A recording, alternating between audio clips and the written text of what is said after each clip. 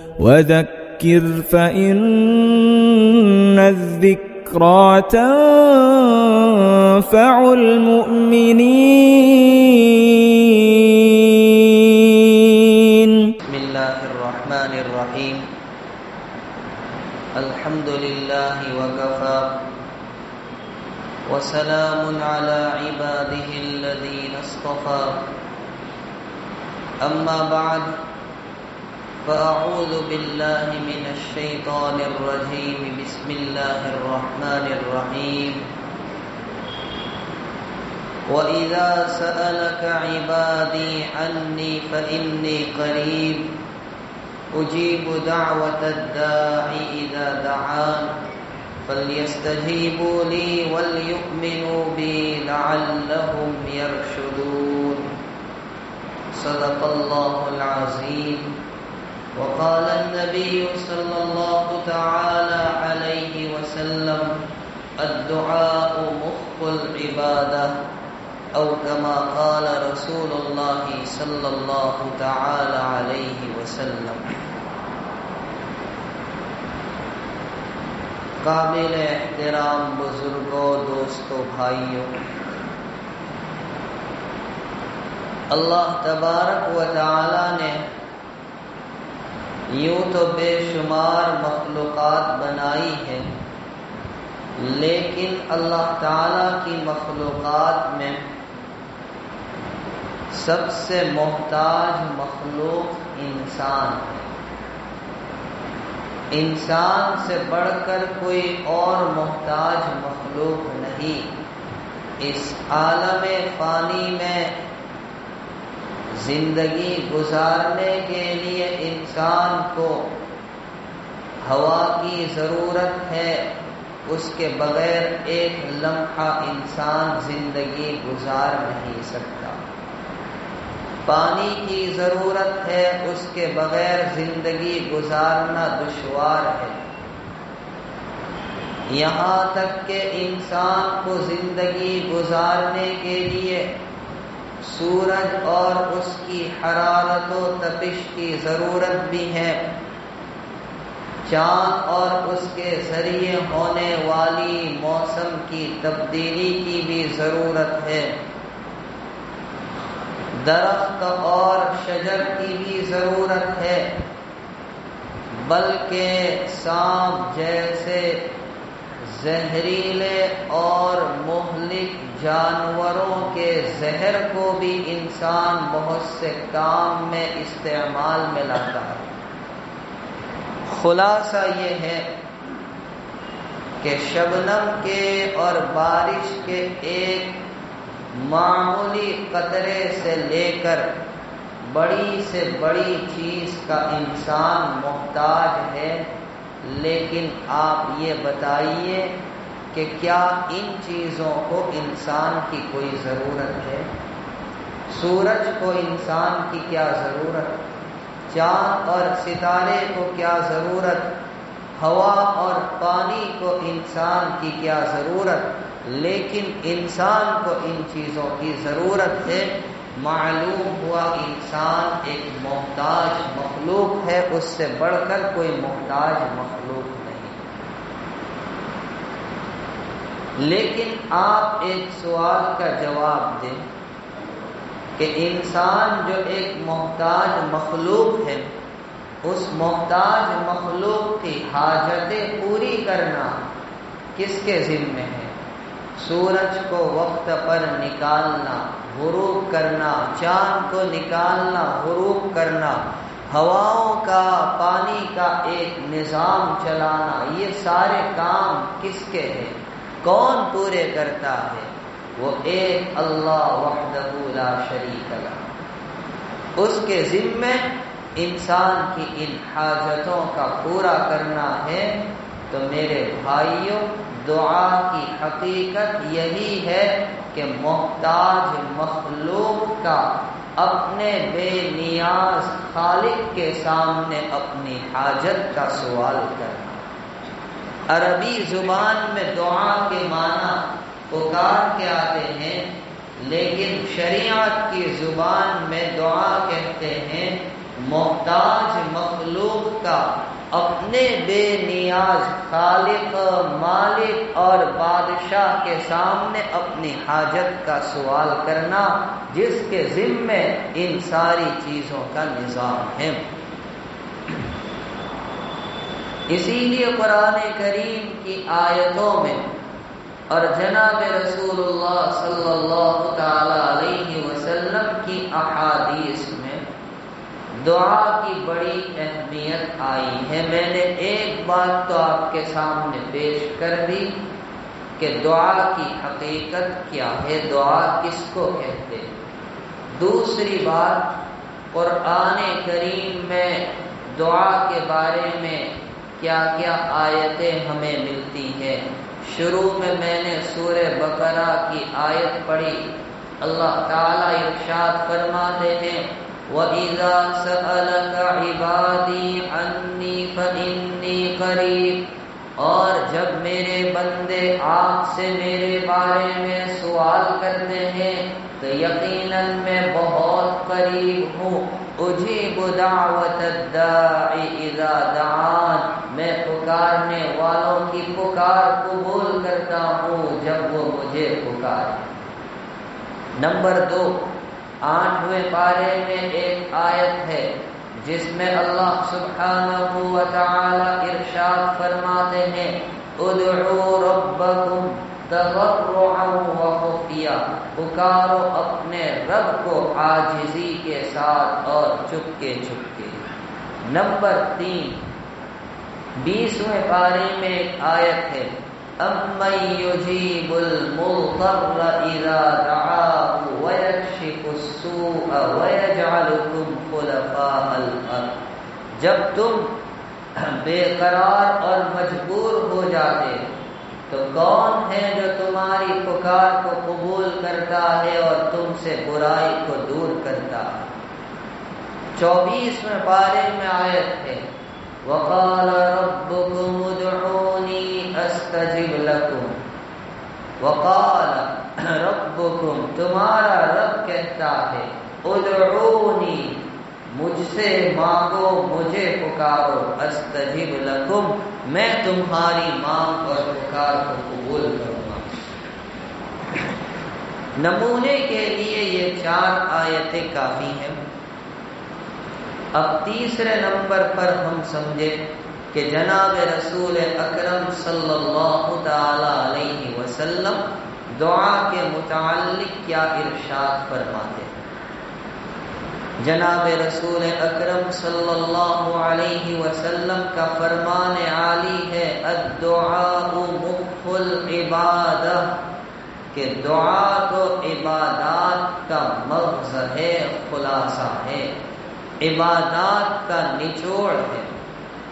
ایک روایت میں ارشاد فرمایا ان الدعاء ينفع مما نزل ومما لم ينزل، دعا نفع دیتی ہے ان مصیبتوں میں جو اتر چکی اور ان مصیبتوں میں جو اب تک نہیں اتری، یعنی جو بلائیں آ چکی ہے دعا کی برکت سے وہ ختم ہو جاتی ہے، اور جو اب تک نہیں آئی دعا کی وجہ سے وہ ٹل جایا کرتی ہے۔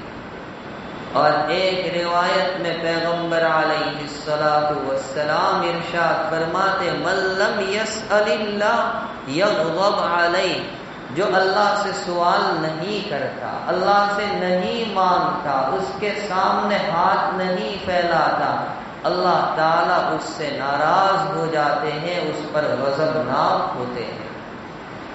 تو ان روایات سے بھی ہمیں معلوم ہوا کہ دعا کی اہمیت، اس کا مقام اور اس کا مرتبہ کیا ہے۔ اب چوتھی بات اہم وہ یہ ہے کہ علماء نے دعا کے کچھ ظاہری آداب بیان کیے اور 5ویں نمبر پر کچھ باطنی آداب بیان کیے۔ تو ہم پہلے دعا کے ظاہری آداب سمجھیں کہ دعا کیسے مانگی جائے، اس کے ظاہری آداب کون کون سے ہیں، کن چیزوں کا خیال رکھتے ہوئے دعا مانگی جائے۔ سب سے پہلا ادب ہے کہ بندہ وضو کر کے دعا مانگے. باوضو آدمی کی دعا جلدی قبول ہوتی ہے، لیکن یاد رکھے یہ کوئی فرض اور واجب نہیں، یہ ایک ادب ہے. ورنہ بندہ بغیر وضو کے دعا مانگے تو بھی مانگ سکتا ہے، اس کے لیے کوئی پابندی نہیں. لیکن بہتر یہ ہے اور ادب کا تقاضا یہ ہے کہ بندہ باوضو ہو. ایک صاحب نے جناب رسول اللہ صلی اللہ علیہ وسلم کو سلام کیا. پیغمبر علیہ السلام نے انہیں جواب نہیں دیا. جب آپ وضو سے فارغ ہوئے تو آپ نے ان کے سلام کا جواب دیا اور ارشاد فرمایا تمہارے سلام کے جواب دینے سے مجھے کسی چیز نے نہیں روکا، لیکن میں نے سوچا میں باوضو تمہیں سلام کا جواب دوں. آپ اندازہ لگا لیجئے کہ اللہ کے نبی علیہ السلام بغیر وضو کے سلام کا جواب دینا پسند نہیں فرماتے، تو دعا کا مقام اور مرتبہ تو سلام سے اونچا ہے. دعا کو تو عبادات کا مغز اور خلاصہ قرار دیا گیا ہے، تو پھر کیا دعا کا کم از کم یہ ادب نہیں بنتا، یہ حق نہیں بنتا کہ بندہ وضو کر کے دعا مانگے؟ یہ پہلا ادب ہے. دوسرا ادب دعا کا یہ ہے کہ بندہ قبلہ رخ ہو کر دعا مانگے. یہ بھی کوئی شرط واجب اور ضروری نہیں، کیونکہ اللہ تعالی ہر سمت میں ہر جہت میں موجود ہے. لیکن مسلمانوں کو قبلے کے ساتھ ایک مناسبت ہے، اور ہماری بہت سی عبادتیں قبلے کی جانب رخ کر کے ادا کی جاتی ہے. اور پیغمبر علیہ السلام کا طرز بھی دعا کے بارے میں یہی بتلاتا ہے کہ آقا علیہ السلام قبلہ رخ ہو کر دعا مانگا کرتے تھے. چنانچہ کئی روایات کا یہ مضمون ہے کہ نبی کریم صلی اللہ علیہ وسلم نے استسقاء یعنی بارش طلبی کی نماز پڑھائی، پھر آپ نے قبلہ رخ ہو کر دعا مانگی. اس سے ہمیں ایک ادب جاننے کو ملا کہ دعا قبلہ رخ ہو کر مانگی جائے. یہ دوسرا ادب. تیسرا ادب ظاہری یہ ہے کہ دعا دونوں ہاتھ اٹھا کر مانگی جائے. اور اس کے ساتھ ایک چوتھا ادب بھی سمجھ لیں کہ بندہ اپنی ہتھیلی کو اپنے سامنے رکھے اور نیچے والے حصے کو زمین کی طرف رکھے. یہ ادب حدیث پاک میں بیان کیا گیا کہ ہاتھ اٹھا کر دعا مانگی جائے. اگرچہ ضروری یہ بھی نہیں، دل میں کوئی دعا مانگتا ہے اللہ کی ذات اس وقت بھی قبول کرنے والی سننے والی ہے.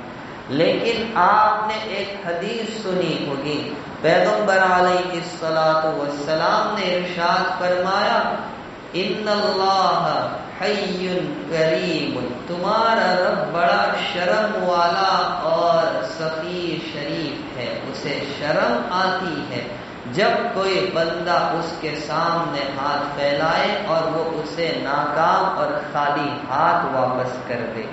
حدیث پاک کے الفاظ پر آپ غور کیجئے. آقا فرما رہے کہ تمہارا رب بڑا شرم والا ہے، اسے شرم آتی ہے کہ وہ خالی ہاتھ لوٹا دے، تو ہاتھ اٹھائیں گے تو لوٹنے کا سوال ہو. تو یہ بھی دعا کا ادب ہوا کہ دونوں ہاتھ اٹھائے جائیں، اور ساتھ میں ایک ادب آپ کو بتلا دیا کہ ہاتھ اٹھانے کی شکل اور کیفیت یہ ہو کہ ہماری جو ہتھیلی ہے وہ چہرے کی طرف ہو اور نچلا حصہ زمین کی طرف ہو. پانچواں ادب اور چھٹا ادب. پانچواں ادب یہ ہے کہ بندہ دعا کی ابتدا اللہ تعالی کی حمد و ثنا اور اس کی تعریف سے کرے. اور اس کے ساتھ چھٹا ادب بتلایا، نبی کریم صلی اللہ علیہ وسلم پر درود پڑھے۔ یہ دو ادب ساتھ میں، پہلے اللہ کی تعریف اور پھر نبی اکرم صلی اللہ تعالی علیہ وسلم پر درود پڑھنا۔ ایک روایت میں آتا ہے پیغمبر علیہ السلام نے ایک صاحب کو دیکھا، نماز پڑھی، ہاتھ اٹھائے اور دعا مانگنی شروع کی، نہ اللہ کی حمد و ثنا اور نہ نبی کریم صلی اللہ علیہ وسلم پر درود۔ آقا نے فرمایا بھلا آدمی، اس نے جلدی کر دی۔ پھر ایک صاحب آئے، انہوں نے نماز پڑھی، نماز سے فراغت کے بعد ہاتھ اٹھا کر پہلے اللہ کی حمد و ثنا کی، پھر آقا علیہ السلام پر درود پڑھا۔ تو نبی کریم صلی اللہ علیہ وسلم نے اپنے ساتھیوں سے فرمایا کہ مانگو، اس کو کہو مانگے، اس کی پکار قبول کی جائے گی، یہ جو سوال کرے گا اسے عطا کیا جائے گا۔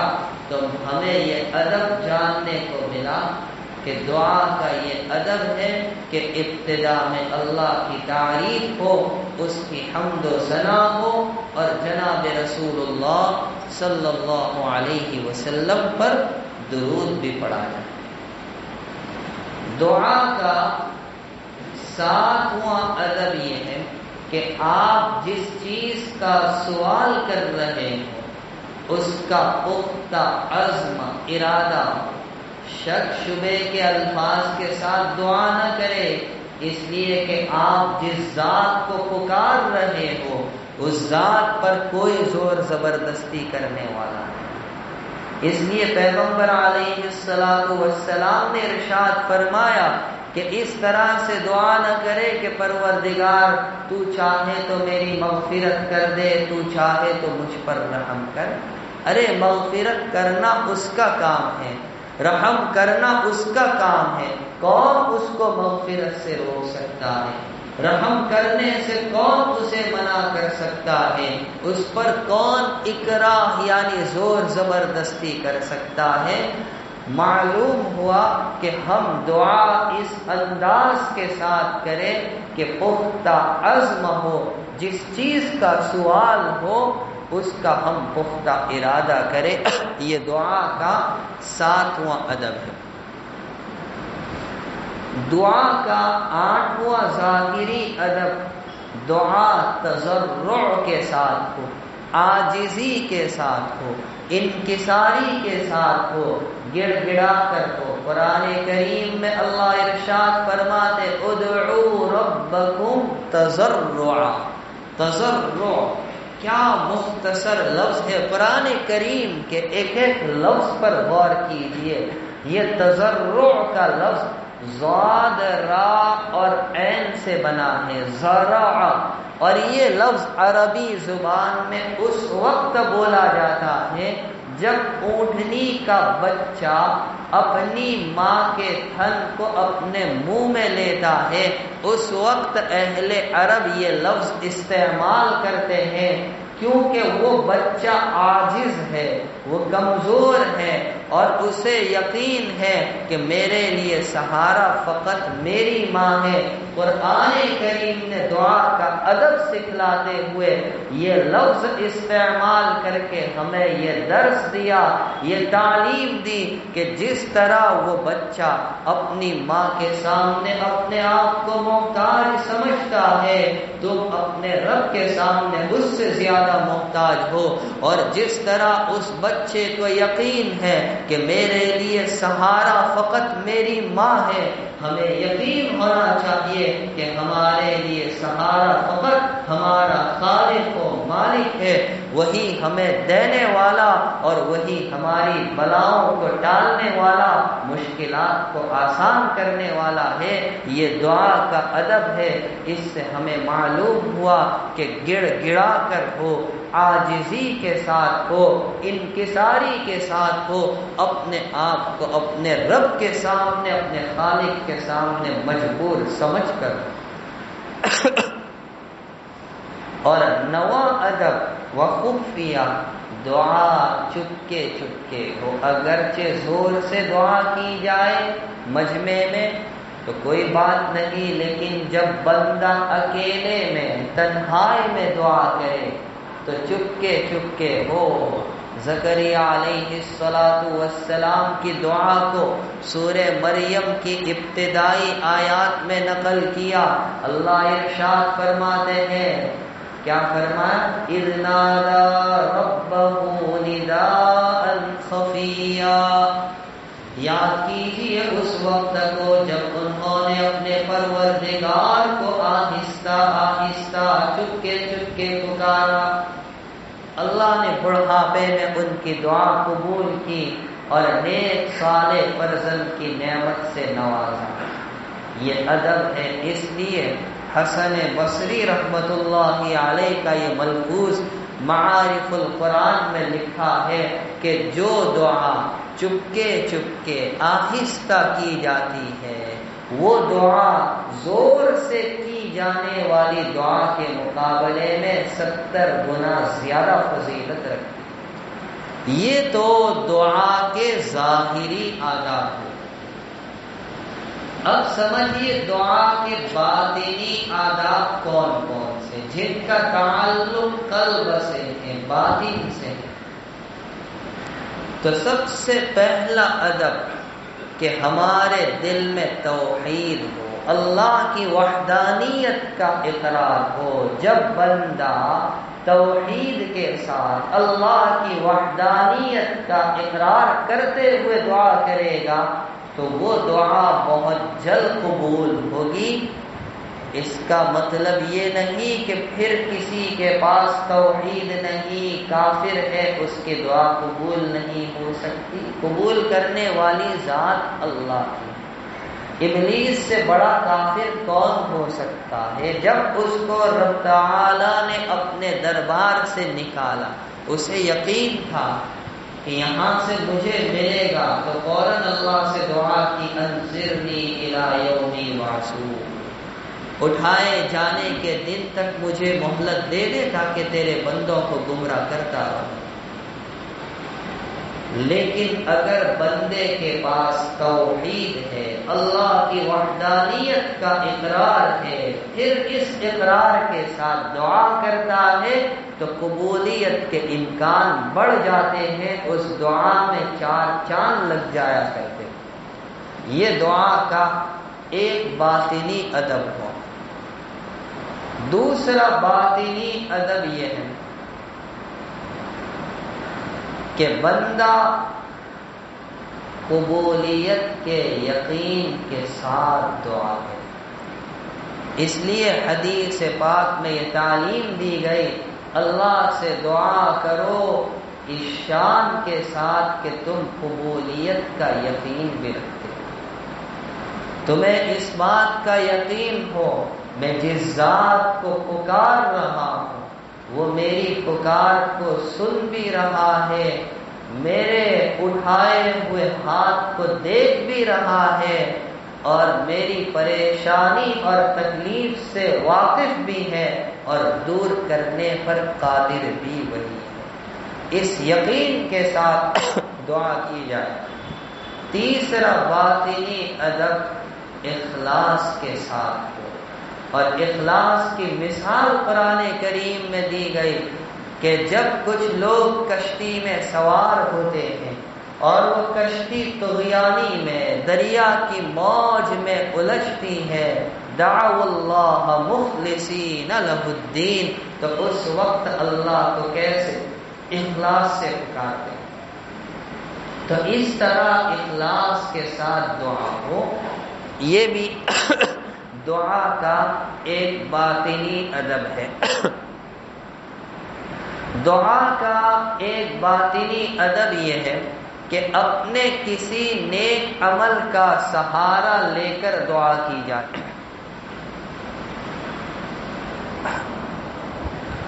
اس لیے کہ آپ تنہائی میں اپنے رب کو پکار رہے، اپنے خالق کو پکار رہے، آپ کے علم میں کوئی ایسی نیکی اور کوئی عمل ہے جس کے بارے میں آپ کو یہ گمان ہے کہ میں پیش کر سکتا ہوں، آپ پیش کیجئے، میں تو صرف اشارہ کر رہا ہوں۔ وہ جو 3 بندے پناہ لینے کے لیے غار میں آئے تھے، اوپر سے چٹان آ گئی اور غار کا منہ بند ہو گیا، بچنے کا انہیں کوئی راستہ نہیں ملا۔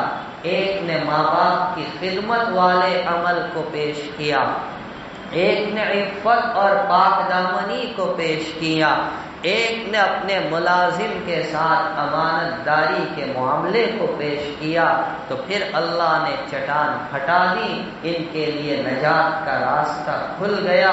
اس سے معلوم ہوا کہ اگر ہمارے علم میں کوئی نیکی ہے، کوئی عمل ہے، اسے اللہ کے سامنے پیش کیجئے اور اس کا سہارا لے کر دعا کیجئے۔ یہ دعا کا چوتھا باطنی ادب ہے۔ 5واں باطنی ادب کہ قبولیت کے کچھ مخصوص زمانے ہوتے ہیں، اوقات ہوتے ہیں، قبولیت کے ان اوقات کو تلاش کر کے آپ اس میں دعا کیجئے۔ مثلا آج جمعہ کا دن ہے، حدیث آپ نے سنی ہوگی کہ جمعہ کے دن ایک مستجاب مقبول گھڑی ہوتی ہے جس میں دعا قبول ہوتی ہے۔ اب یہ گھڑی کون سی ہوتی ہے؟ علماء نے 30 سے زیادہ اقوال بیان کیے ہیں۔ حضرت امام شافعی رحمۃ اللہ علیہ کا قول یہ ہے کہ یہ مستجاب گھڑی 2 خطبوں کے درمیان ہوتی ہے، لیکن اس وقت ہاتھ اٹھائے بغیر، دل میں بغیر زبان ہلائے دعا کیجیے۔ اور امام ابو حنیفہ رحمۃ اللہ علیہ کا قول یہ ہے کہ یہ مقبول اور مستجاب گھڑی جمعہ کے دن عصر کے بعد مغرب سے پہلے آخری ساعت، آخری گھڑی ہوا کرتی ہے۔ تو مقبول زمانے میں قبولیت کے اوقات میں دعا کیجیے۔ رمضان کا پورا مہینہ دعا کی قبولیت کا ہے، اور پھر اس میں روزانہ افطار کے وقت دعا قبول ہوتی ہے۔ لیکن میرے والد صاحب رحمۃ اللہ علیہ فرمایا کرتے تھے کہ افطار کے وقت سجے ہوئے دسترخوان کو دیکھ کر بندے کی کیفیت یہ ہوتی ہے کہ افطار کی دعا بھول جاتا ہے، دوسری دعا کیا یاد رہے گی؟ یہ کون سی دعا پڑھنی؟ اللہم لک صمت وعلی رزقک افطرت، وہی یاد نہیں رہتا۔ اسی طرح آخری عشرہ رمضان قبولیت کا خصوصی زمان، آخری عشرے کی طاق راتیں، اسی طرح شب قدر، شب برات اور پہلی رجب کی رات، جیسا کہ حضرت شیخ رحمت اللہ علیہ نے فضائل رمضان کے اخیر میں یہ بات لکھی ہے، قبولیت کی 5 راتیں، اس کے اندر پہلی رجب کی رات کو، اسی طرح نصف شعبان کی رات کو، شب قدر کو، عیدین کی رات، دونوں عید کی رات قبولیت کی رات ہے، عرفے کی رات قبولیت کی رات ہے، ذی الحجہ کا پہلا عشرہ جس کی ہر رات کا ثواب لیلۃ القدر کے برابر بیان کیا گیا۔ اسی طرح مختلف اوقات جو قبولیت کے ہیں، بندہ ان اوقات کی رعایت کرتے ہوئے دعا کرے تو یہ بھی ایک ادب ہے۔ 6واں باطنی ادب قبولیت کے جس طرح کچھ اوقات اور زمان ہیں، قبولیت کے کچھ مکانات بھی ہیں۔ اگر ان مکانات میں، ان جگہوں پر دعا کی جائے تو قبولیت کے امکانات بڑھ جاتے ہیں۔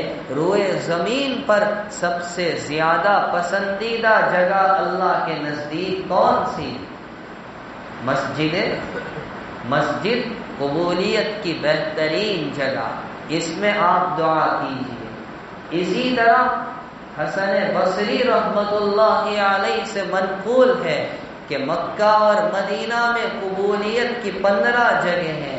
مطاف میں دعا قبول ہوتی ہے، رکن یمانی کے پاس دعا قبول ہوتی ہے، ملتزم پر دعا قبول ہوتی ہے، مقام ابراہیم پر دعا قبول ہوتی ہے، چاہے زمزم پر دعا قبول ہوتی ہے، صفا پر دعا قبول ہوتی ہے، مروہ پر دعا قبول ہوتی ہے، دونوں کے بیچ میں جو دوڑنے کی جگہ ہے جہاں ہری لائٹ لگی ہے وہ قبولیت کی جگہ ہے، منا میں دعا قبول ہوتی ہے، عرفات کے میدان میں تو پوچھنا ہی کیا وہاں دعا قبول ہوتی ہے، اور وہ مزدلفہ کی وادی پیغمبر علیہ السلام کی جو دعا میدان عرفات میں قبول نہیں ہوئی وہ مزدلفہ میں قبول ہوئی۔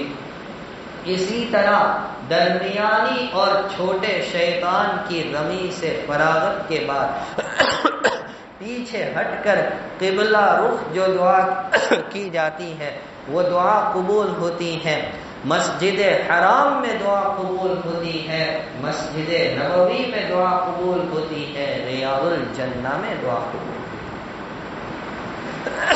ہے۔ یہ ساری قبولیت کی جگہیں ہیں۔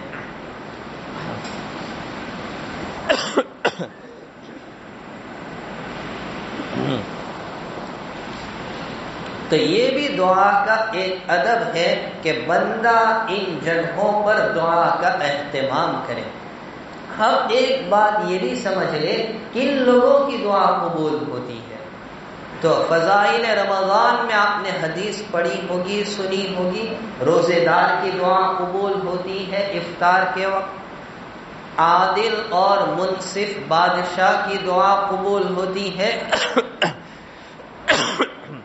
اسی طرح باپ کی بیٹے کے حق میں دعا قبول ہوتی ہے، اسی طرح جو مسکر ہو، مجبور ہو، اس کی دعا قبول ہوتی ہے، حلال کا اہتمام کرنے والے کی دعا قبول ہوتی ہے۔ پیغمبر علیہ السلام نے حضرت سعد بن ابی وقاص رضی اللہ تعالیٰ عنہ کو فرمایا تھا، یا سعد، اے سعد، اطب مطعمک تکن مستجاب الدعوہ، اپنی کمائی پاکیزہ بنا لو، تم مستجاب الدعوات بن جاؤ گے۔ تمہیں اللہ یہ مقام دے گا کہ تم ہاتھ اٹھا کر جو دعا کرو گے تمہاری دعا قبول کی جائے گی۔ ماں کی دعا اپنی اولاد کے حق میں قبول ہوتی ہے، تو ان لوگوں کی دعائیں، مسافر کی دعا قبول ہوتی ہے، غائب کے لیے دعا کرے مسلمان کا اپنے غائب بھائی کے لیے دعا کرنا، یہ دعا قبول ہوتی ہے۔ اب ایک آخری بات سمجھ لیں، کن لوگوں کی دعا قبول نہیں ہوتی؟ دعاؤں میں بے فائدہ قیودات اور شرائط لگانا، اللہ کو ایسی دعا پسند نہیں۔ حضرت عبداللہ ابن مغفل رضی اللہ تعالیٰ عنہ، انہوں نے اپنے صاحبزادے کو دیکھا، وہ دعا کر رہے تھے، اللہم انی اسألک القصر الابیض عن یمین الجنت اذا دخلتها، اے اللہ میں آپ سے جنت میں سفید محل کا، اور میرے والد صاحب اس کا ترجمہ کرتے تھے، جنت میں وائٹ ہاؤس کا سوال کرتا ہوں، وہ بھی دائیں جانب جب میں جنت میں داخل ہوں۔ تو فوراً انہوں نے اپنے بیٹے کو ٹوکا کہ بیٹا اللہ سے جنت کا سوال کرو، ایسا سوال کرنا کہ دائیں طرف وہ پلاٹ ہو، وہ بھی وائٹ کلر کا ہو۔ تو یہ ساری قیودات، اور فرمایا کہ میں نے نبی علیہ السلام سے سنا تھا کہ عنقریب ایسی قوم آئے گی جو دعاؤں میں اس طرح کے قیودات اور شرائط کا اضافہ کرے گی، تو اللہ کو ایسی دعا پسند نہیں۔